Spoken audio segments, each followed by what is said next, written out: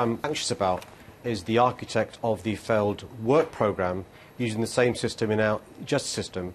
The work programme which Chris Grayling designed has a success rate of 2% of those who find a job still being in work after 6 months of those who are under 25. Now, in the context of work, that's very serious. It's a consequence that society pays in increased benefits. But in the context of justice, it could mean a dangerous person in our communities who should be properly supervised by an experienced probation service. Although it's fair to say we're talking low to medium risk, we're not talking high risk. They still will be supervised by the probation service. Well, that's the problem and the contradiction in his argument. On the one hand, he's saying the probation service do a great job.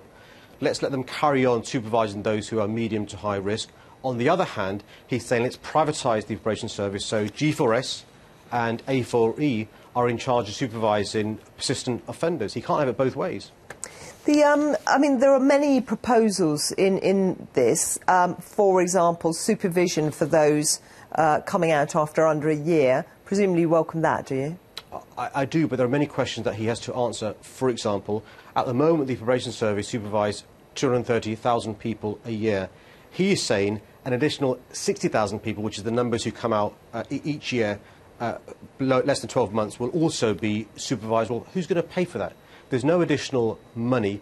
Who's going to provide the mentoring? Who will check the mentors are appropriate? Who will make sure there are proper checks and balances? What will happen if somebody becomes more of a risk during the course of the supervision? What happens if a private contractor fails? Who monitors how the private contractor is running? It's a recipe for disaster if things go wrong. What it could mean is your viewers having people in the community who aren't properly supervised, who are being supervised by the private sector, who have failed in the work programme, potentially taking a risk with public safety.